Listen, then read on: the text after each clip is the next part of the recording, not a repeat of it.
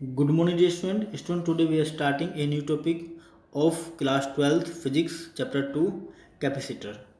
Student, अगर ये video आपको अच्छी लगती है तो हमारे चैनल को सब्सक्राइब करें, शेयर करें एंड लाइक.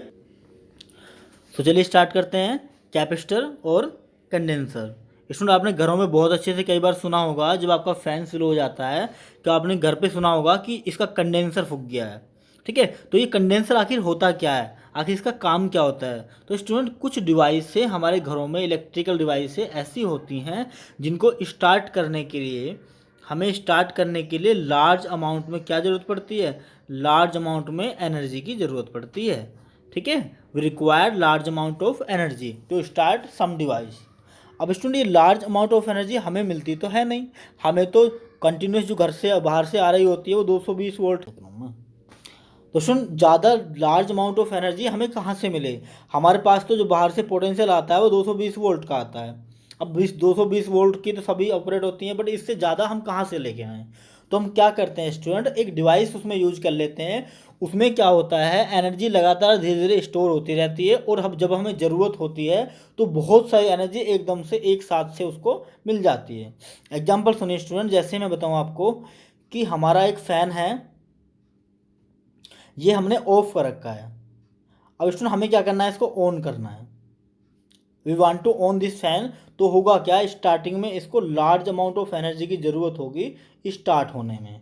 ठीक है, क्यों ज़रूरत होगी, क्योंकि बेसिकली आपको पता है जब कोई भी चीज़ रेस्ट पे होती है तो रेस्ट से मोशन में लाने के लिए हमें क्या करना पड़ता है, हमें बहुत ही ज़्यादा फ्रिक्शन का सामना करना पड़ता है. आपको पता है अच्छे से, हमें किसका सामना करना पड़ता है, फ्रिक्शन का.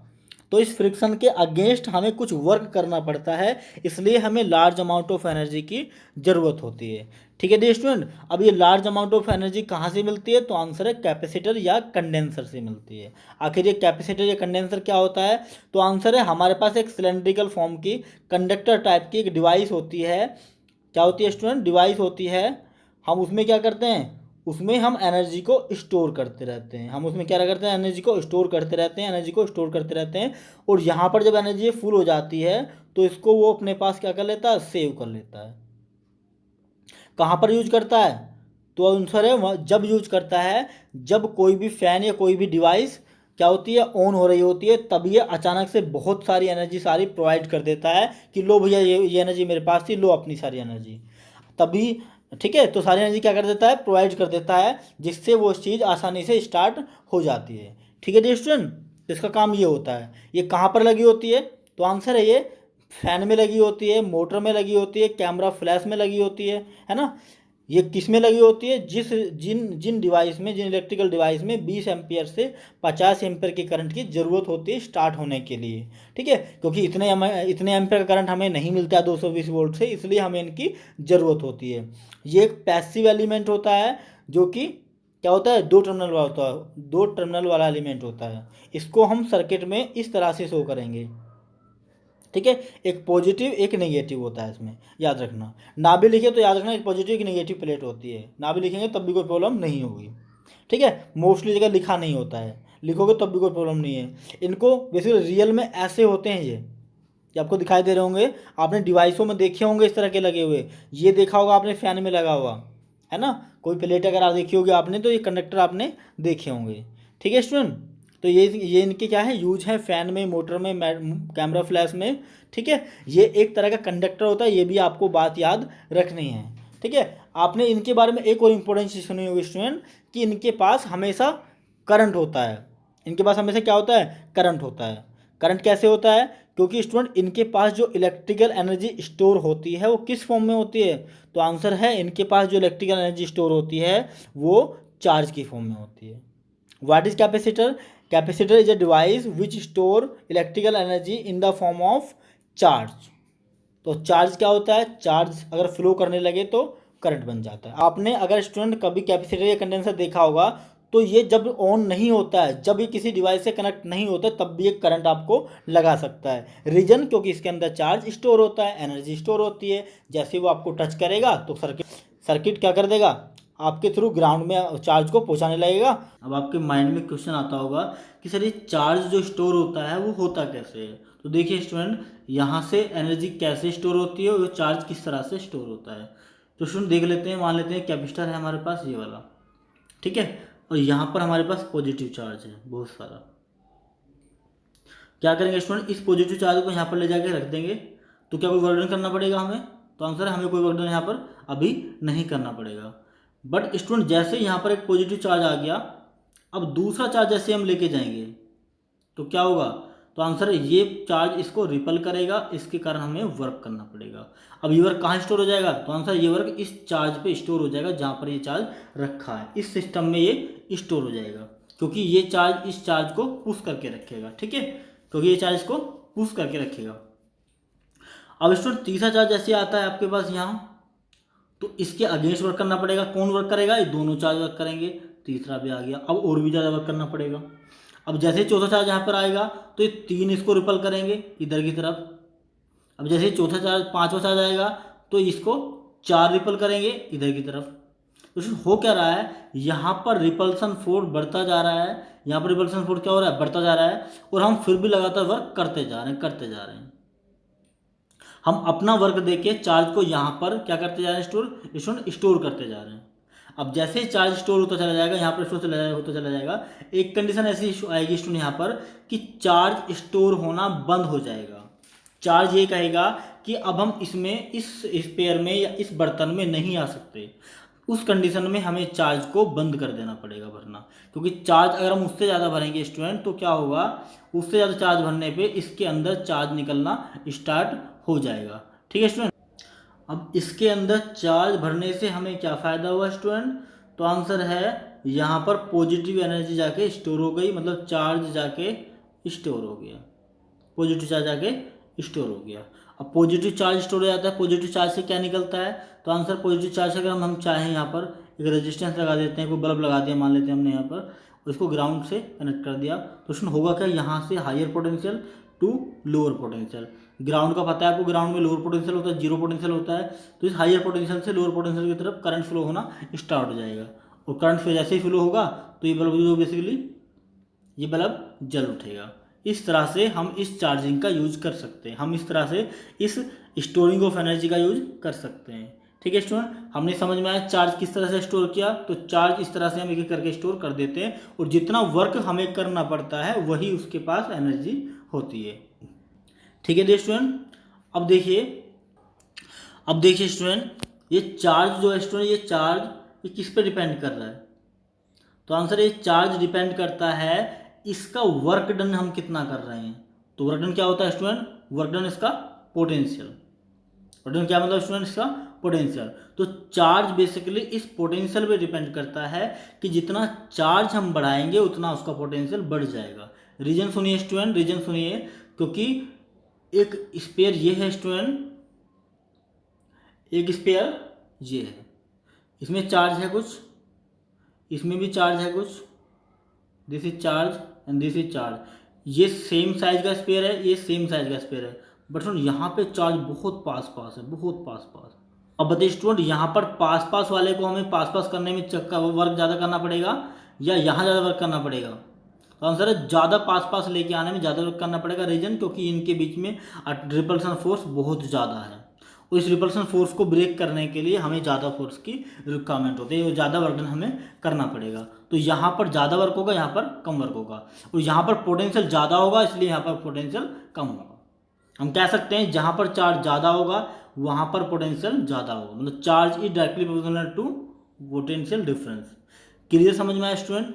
अब हमें पता है आपको इस प्रोपोर्शनलिटी को हटाने के लिए हमेशा एक कांस्टेंट लगाते हैं। यहाँ पर क्या कांस्टेंट होगा? तो आंसर है Q directly proportional to V, या क्यू बराबर सी।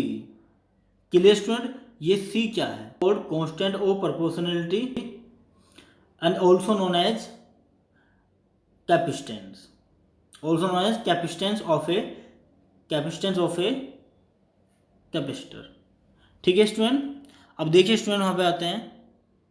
सो कैपेसिटेंस देखिए student, what is capacitance? The ability to store the energy in the form of charge, मतलब एनर्जी को स्टोर करने की जो कैपेसिटी होती है, एबिलिटी होती है किसी भी कैपेसिटर की इसमें चार्ज को स्टोर करने की जो एबिलिटी होती है उसको क्या बोलते हैं स्टूडेंट? उसका कैपेसिटेंस बोलते हैं। क्या बोलते हैं उसको? उसका कैपेसिटेंस बोलते हैं। एग्जांपल्स के लिए मैं आपको बताऊं, इसके पास मान लेते हैं चार्ज को 2 कूलाम स्टोर करने की कैपेसिटी है, इसके पास मान लेते हैं चार्ज को 5 कूलाम स्टोर करने की कैपेसिटी है। तो बताइए किसकी कैपेसिटेंस ज़्यादा होगी? तो आंसर इसका कैपेसिटेंस ज़्यादा होगा, इसका कैपेसिटेंस कम होगा। ठीक है, तो समझ में आ गया होगा आपको कि जिसके पास चार्ज ज़्यादा होगा उसका कैपेसिटेंस, जिसकी भी एनर्जी को स्टोर करने की कैपेसिटी जितनी ज़्यादा होगी उसकी कैपेसिटेंस उतना ज़्यादा होगा। ठीक है, the storing of charge is directly proportional to the potential. अभी जस्ट मैंने आपको एक्सप्लेन किया था, जो चार्ज होता है वो किस पे डिपेंड करता है? डायरेक्टली प्रोपोर्शनल डिपेंड करता है पोटेंशियल पे। हम इसको हटाने के लिए कांस्टेंट लगाते हैं, यहाँ पर कांस्टेंट ये सी होता है, और सी को क्या बोलते हैं student? Constant of proportionality and also known as capacitance of capacity of a conductor. किसी भी कंडक्टर की कैपेसिटी बोलते हैं इसको, या क्या बोलते हैं? कैपेसिटेंस बोलते हैं। ठीक है, यहाँ से हम क्या कर सकते हैं? सी की वैल्यू फाइंड कर सकते हैं। सी कितना हो जाएगा स्टूडेंट? यहाँ से सी यही रहेगा, वी को इधर डिवाइड में पहुंचा देंगे तो सी हो जाएगा स्टूडेंट हमारा क्यू अपॉन वी। इस तरह से हम सी को डिफाइन कर सकते हैं। अगर v इज इक्वल टू 1 रख दें तब भी इसको डिफाइन कर सकते हैं। v इज इक्वल टू 1 होगा तो student C is equal to Q हो जाएगा। ठीक है, और सी इक्वल टू क्यू को कैसे डिफाइन करेंगे नेक्स्ट स्लाइड में आपको बताऊंगा।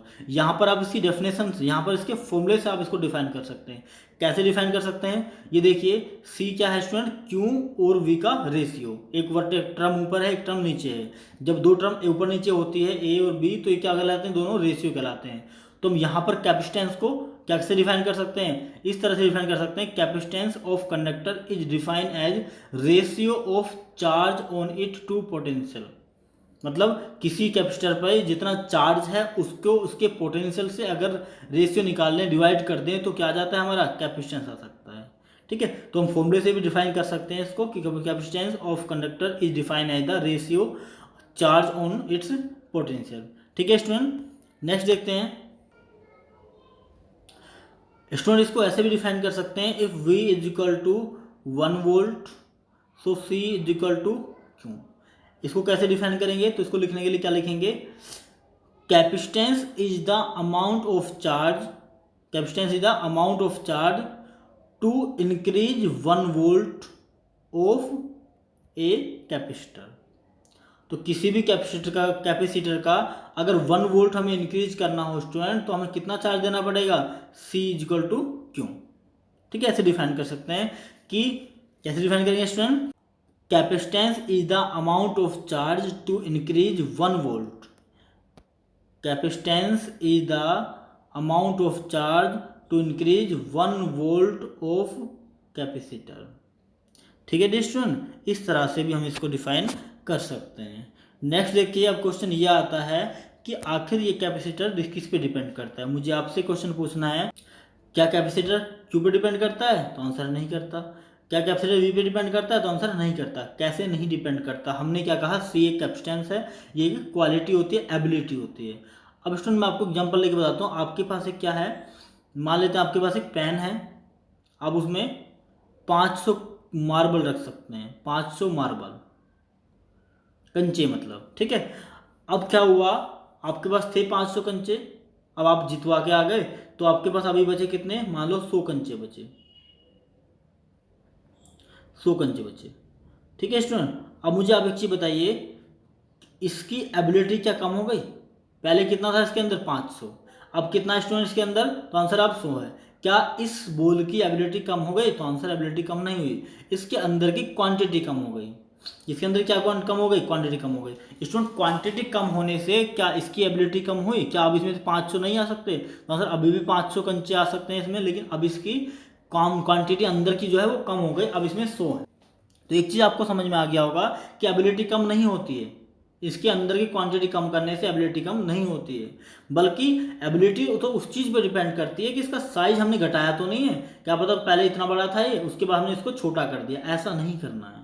अगर आप साइज घटाएंगे बढ़ाएंगे तो ये हो सकता है चेंज हो जाए, मतलब साइज इसका फैक्टर हो सकता है, ध्यान रखना। ठीक है स्टूडेंट, तो देखते हैं इसके फैक्टर क्या क्या होता है, किस पे ये डिपेंड करता है।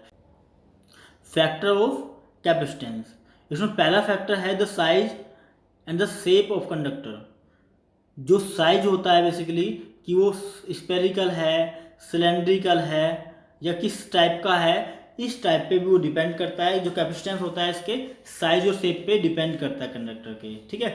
दूसरा होता है, मैं आपको प्रीवियस स्लाइड में बता चुका हूँ कि कंडक्टर को हम बेसिकली इससे शो करते हैं। तो बेसिकली दो प्लेट है स्टूडेंट, इनके बीच में मटेरियल भरा होता है। कौन सा मटेरियल भरा होता है? तो आंसर है इसके बीच अंदर एक डाइलेक्ट्रिक मटेरियल भरा होता है, डाई इलेक्ट्रिक मटेरियल भरा होता है। इस मटेरियल पे भी डिपेंड करता है ये मटेरियल कैसा है। जितना अच्छा मटेरियल होगा, ये जितना अच्छा कंडक्टर होगा, उतना अच्छा बेसिकली इसका क्या होगा स्टूडेंट, कैपेसिटेंस होगा, ठीक है। तीसरा फैक्टर है स्टूडेंट्स का position of neighbouring charge. Student ये कैसे फैक्टर है, मैंने आपको प्रीवियस स्लाइड में बताया था कि अगर हम इसमें बहुत पास पास चार्ज को ला के रख दें तो बताइए इसकी कैपेसिटी ज़्यादा है या इसकी ज़्यादा है? बताइए, इसको बहुत दूर दूर है और इसके बहुत पास पास, साइज छोटा है लेकिन फिर भी पास पास है, साइज बड़ा है लेकिन फिर भी दूर दूर है, तो कैपेसिटी इसकी ज़्यादा है इसकी कम है। मतलब ये किस पे डिपेंड करता है, नेबरिंग चार्ज पे भी डिपेंड करता है कि नेबरिंग चार्ज बहुत ही पास पास होने चाहिए। चार्ज दूर दूर होंगे तब भी ये कैपेसिटेंस कम हो जाएगा, ठीक है। तो तीन फैक्टर हैं हमारे कैपेसिटेंस के, पहला size and shape of conductor, दूसरा nature and of medium surrounding the conductor, third वाला है स्टूडेंट हमारा position of neighbouring charge. Neighbouring charge जितने पास पास होंगे उतना पोटेंशियल, इलेक्ट्रिक पोटेंशियल या कैपेसिटेंस ज़्यादा होगा, और जितने चार्ज पार्टिकल दूर दूर होंगे उतना ही उसका कैपेसिटेंस कम कम होगा, ठीक है। अब स्टूडेंट बात करते हैं यूनिट की। Now we will talk about unit. So हमें पता है फॉर्मूला क्या होता है कैपेसिटेंस का, C equal to Q upon V. Q की यूनिट होती है स्टूडेंट कुलाम, वी की यूनिट होती है स्टूडेंट वोल्ट।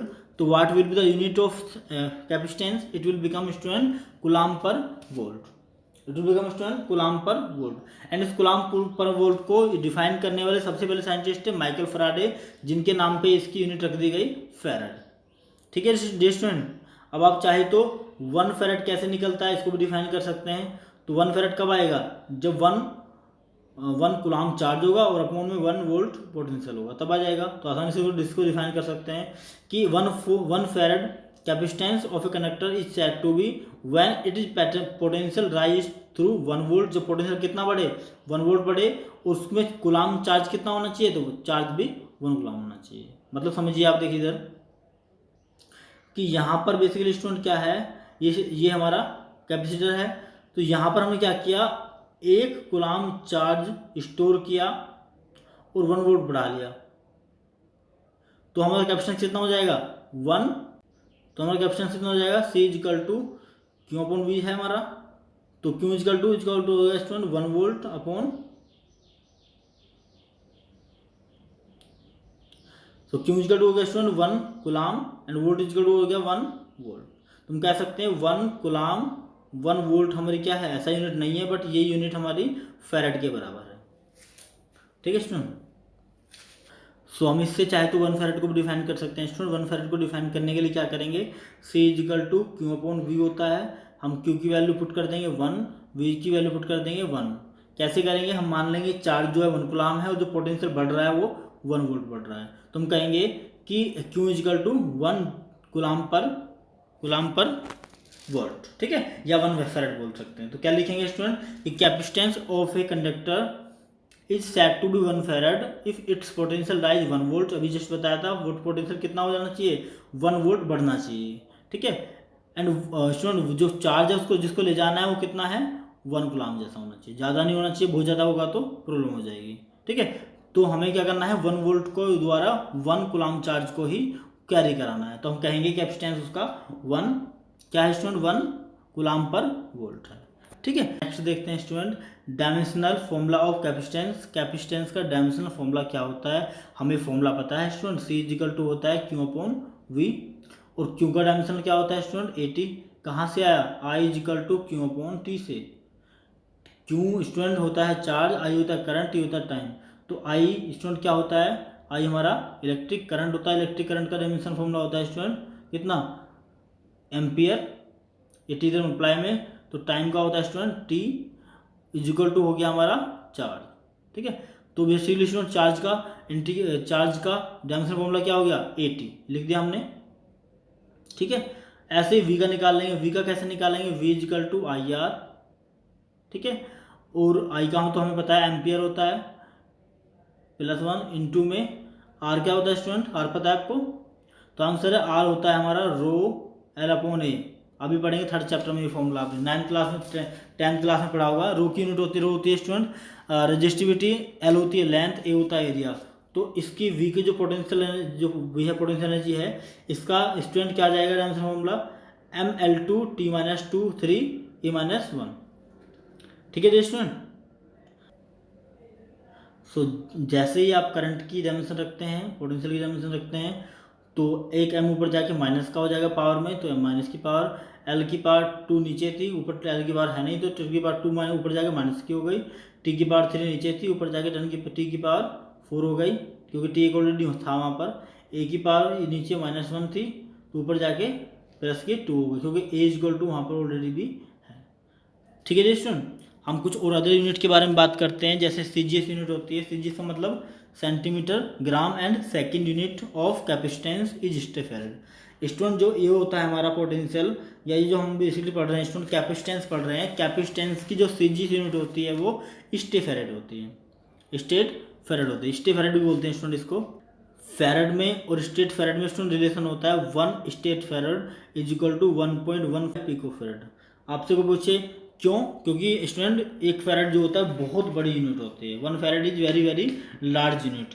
हम लोग नॉर्मली जो यूज करते हैं स्टूडेंट फेरेड को, वो 10 की पावर -6 लेवल, 10 की पावर -9 लेवल, 10 की पावर -6 लेवल या 9 लेवल, 9 तो लिख रहे हैं ना, 12 लेवल, 5, 6 एंड 12, इस लेवल की बेसिकली क्या होती है स्टूडेंट हमारी, इस लेवल का स्टूडेंट हमारा फेरेड होता है। फेरेड इस लेवल का स्टूडेंट हमारा कैपेसिटेंस होता है, जो कि बहुत कम होता है, इसलिए हम इसकी छोटी यूनिट्स यूज करते हैं। CGS unit of capacitance is statfarad, and statfarad कितना होता है student, 1 state फेरेड is equal to 1.11 picofarad. ठीक है डियर स्टूडेंट, बाकी नेक्स्ट वीडियो में। Thank you.